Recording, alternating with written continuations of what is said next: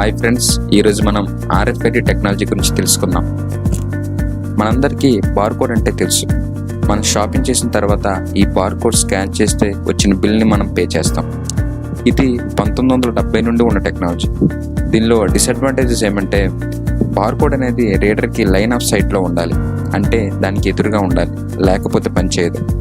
అందువలన దీనికి బదులుగా RFID టెక్నాలజీని యూజ్ చేస్తున్నారు. RFID అంటే రేడియో ఫ్రీక్వెన్సీ ఐడెంటిఫికేషన్.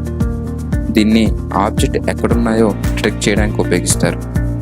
మనం ఏ ఆబ్జెక్ట్ని ట్రాక్ చేయాలనుకుంటున్నామో ఆ ఆబ్జెక్ట్కి RFID ట్యాగ్ని పెడతారు.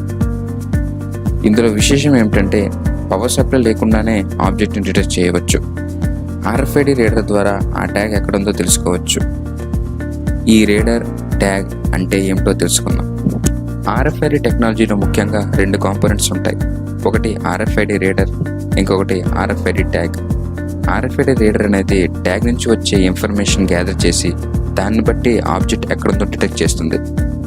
ఇది రేడియో వేవ్స్ని అన్ని వైపులో పంపిస్తుంది. ఎక్కడైతే RFID ట్యాగ్స్ ఉన్నాయో అవి ఆ వేవ్స్ని డిటెక్ట్ చేసి తిరిగి రీడర్కి పంపుతుంది.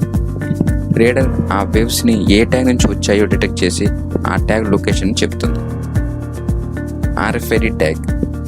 RFID ట్యాగ్ 2 రకాలు. ఒకటి యాక్టివ్ ట్యాగ్, రెండవది ప్యాసివ్ ట్యాగ్. యాక్టివ్ ట్యాగ్లో ఫోన్ పవర్ సప్లై ఉంటుంది. ఇది అందులోనే మైక్రో ప్రాసెసర్కి పవర్ ఇస్తుంది. RFID రీడర్ నుంచి వచ్చే సిగ్నల్ని బట్టి ఇది తిరిగి ఆ సిగ్నల్ పంపుతుంది. కానీ ఇది కొంచెం ఖర్చుతో కూడుకున్నది, కానీ దీనివలన ఎక్కువ దూరంలో ఉన్న ఆబ్జెక్ట్స్ని డిటెక్ట్ చేయవచ్చు. ప్యాసివ్ ట్యాగ్లో ఓన్ పవర్ సప్లై ఉండదు. ఇది రీడర్ నుంచి వచ్చే సిగ్నల్లో పవర్ సప్లైని ఉపయోగించుకుంటుంది, తిరిగి సిగ్నల్ పంపిస్తుంది. RFID టెక్నాలజీలో ప్యాసివ్ ట్యాగ్ని ఎక్కువగా ఉపయోగిస్తారు, ఎందుకంటే ఇది తక్కువ ఖర్చుతో పనిచేస్తాయి మరియు దీనికి ఎటువంటి పవర్ సప్లై అవసరం లేదు. ఈ విధంగా RFID ప్యాసివ్ ట్యాగ్స్ వలన చాలా పనులు సులువుగా చేస్తున్నారు.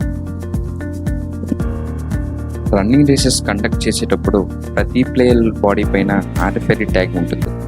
ఎవరైతే మొదట లైన్ క్రాస్ చేస్తారో ఈ RFID రీడర్ ద్వారా తెలుసుకుంటారు. వీటిని లైబ్రరీల్లో ఏ బుక్స్ ఎక్కడున్నాయో తెలుసుకోవడం కోసం ఉపయోగిస్తారు. టోల్గేట్ దగ్గర కార్స్ని ట్రాక్ చేయడానికి ఉపయోగిస్తారు. ఫ్యాక్టరీస్లో ఐటమ్ యొక్క స్టేటస్ని ట్రాక్ చేయడానికి ఉపయోగిస్తారు. ఇంకొక ఆశ్చర్యకరమైన విషయం ఏమిటంటే RFIDని హ్యూమన్లో కూడా ఇంజెక్ట్ చేయబోతున్నారు.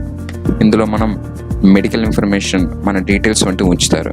మనం దీనిలో క్రెడిట్ కార్డ్ డీటెయిల్స్ పెట్టుకొని ఏ కార్డ్ అవసరం లేకుండానే మనీ ట్రాన్సాక్షన్ కూడా చేసుకోవచ్చు. ఇలా RFID టెక్నాలజీ వలన మన ఫ్యూచర్ కూడా చేంజ్ అయిపోతుంది.